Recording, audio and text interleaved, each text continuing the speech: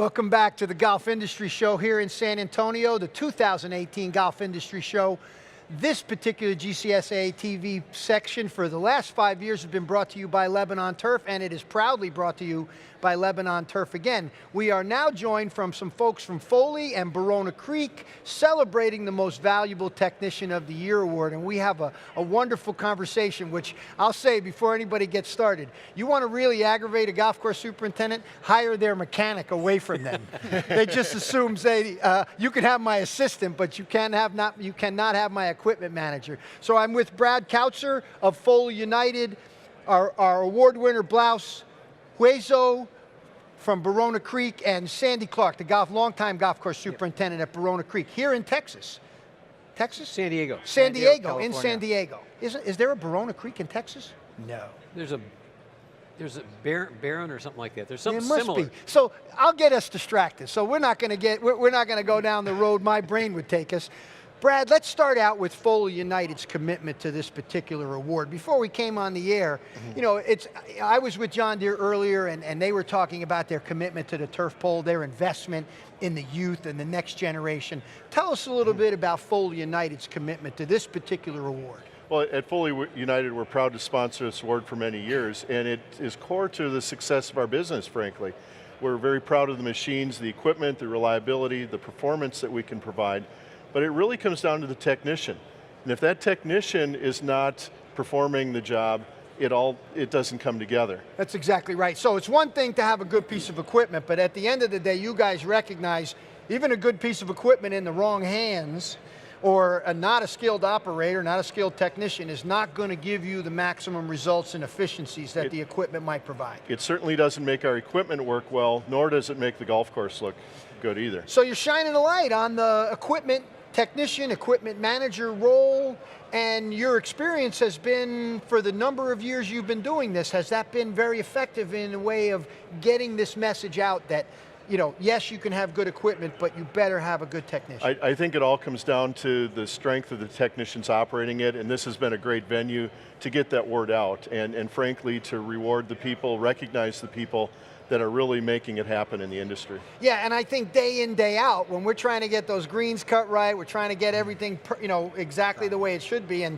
you know, with the things we can do with equipment nowadays, you notice the most minor imperfections sometimes that 10, 15 years ago you'd never notice. So obviously the precision is important that the equipment provides, but also the technician's ability to utilize that tool as best he can. It's how it all comes together, and at the end of the day, it's all about the golfer, the golf experience, and it's right there at that moment when that ball is hit, that's when it all comes together, and everything is orchestrated to make that moment as special as possible. The guy at the crossroads of that is you, Sandy. You have been lucky to have this man in your employ that we celebrate today, the Most Valuable Technician Award. Now we're going to compete with these people to talk while we're here. So for the people that aren't here, right, one of the reasons we do the TV show here is so that people can get an experience for the trade show while we're here. You've been coming a long time, I've been coming a long time. What would you tell people was so great about being able to put and support Blas for this award? Well, it was really very easy. All I had to do was write up what his talent was. I didn't have to do any, you know, expanding on it. I just took the facts that were there. He's got a tremendous background. He's been in sales. He's been managed a service department. And I kind of laughed when you said taking a superintendent off by taking his mechanic. Well, I took him from Jacobson. Ow! Well, that's good. You took him from the manufacturers. Yes, but that I did. is an interesting point. Working in service, Blas, all these years, it's got to make you aware of the strengths and weaknesses of each piece of equipment. But before I get to that, how do you think working in sales and service prior made you a better equipment technician?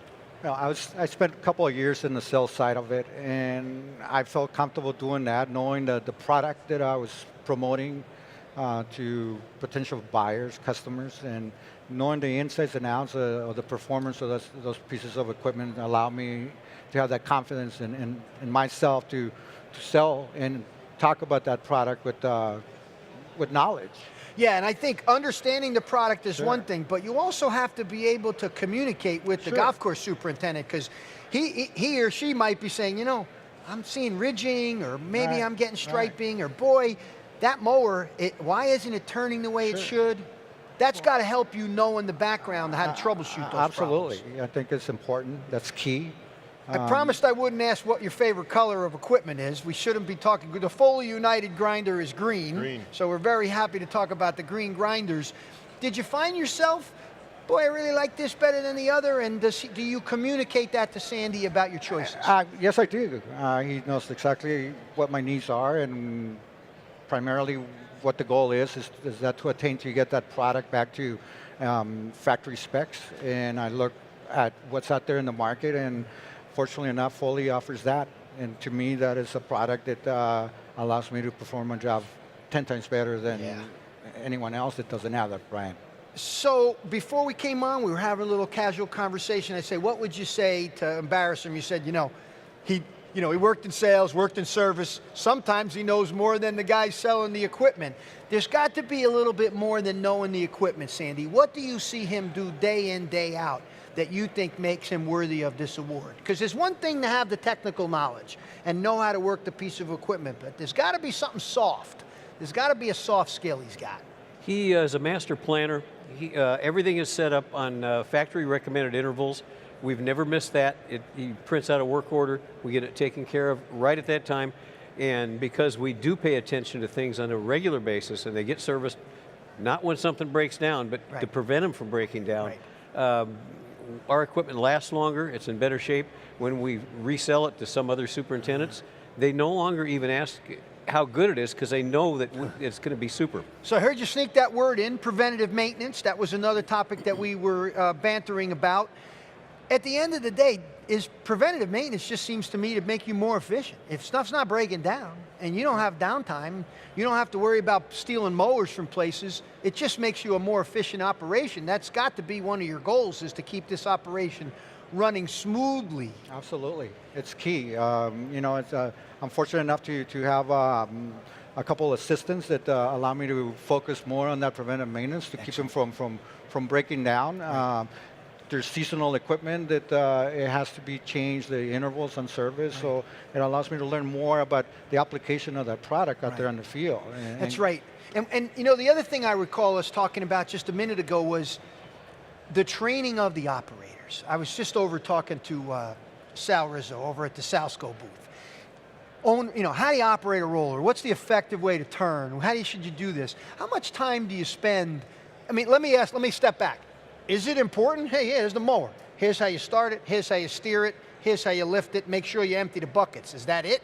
No, it's more than that. It's a piece of product that it requires to be maintained and operated properly. We make sure that we let them know the cost of that product, what items cost per se, so they can understand a little bit more. So it's a piece of equipment that I like for them to believe that it belongs to them, and therefore. So respect, huh? Sounds like just absolutely. a little bit like you should be respecting. Now, I'm going to ask off the wall question. You don't have to answer it. Is there some suspicion that females are softer on equipment than males?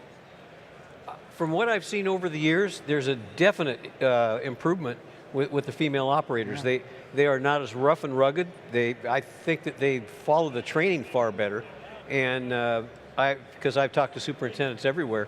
And they say, as a rule, the guys are rougher on equipment.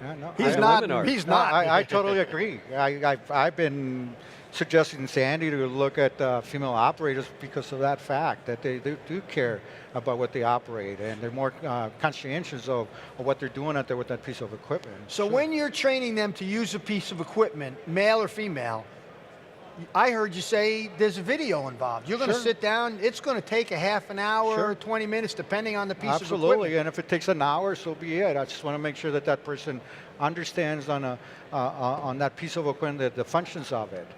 So we'll sit them down for 15, 20 minutes, a half hour, whichever amount it takes to watch that video, and then we take them out and do some hands-on on the operation. So let's take your hat off back to the days when you weren't turning a wrench like you're doing now. When you visited golf courses or servicing equipment, was it common that people were doing the training that they needed before they were working on the equipment, or was it just sort of willy-nilly? Well, it was part of my... It sounds like this is what sets you guys apart in some It was ways. part of my responsibility as a representative of the local distributor to educate that operator as well as the technician. So it was a must for me. Once they understood, I will give them the green light to move forward with that piece of equipment. So let's talk about the grinders. We'll bring you back in here, Brad. We have Foley United grinders at Cornell University, so I'm actually very fond of these particular pieces of equipment that we had many years ago and brought there. Training and service, what's setting the Foley? I mean, obviously your commitment, we just love your commitment to highlighting this, promoting education, promoting the profession. I think the GCSAA is promoting the technician profession. What about the equipment itself? There's a few grinders of different colors on the market. A lot of theories about the way they should be used. What do you think, how is the Foley United grinder that he's using maybe a little bit different from maybe the other grinders that are on the market? Let me give you a chance to talk about Foley for a second. Well, I would say first of all, our philosophy at Foley is we want to provide education, and GCSAA has helped, and other venues, universities have helped with that to bring the industry up to a certain level. But at the same time, we want our customers educated, and to have that education and choice, they'll make informed decisions based on what's best for them. Yeah. But that said, I think we've got some unique capabilities of the machines that have taken different grinding styles and allow choice in that, and features that allow the machines to be more easy to operate, easy to mount the reels in the mowers, easy to do relief grinding if that's your choice, but to make it as easy and intuitive as possible.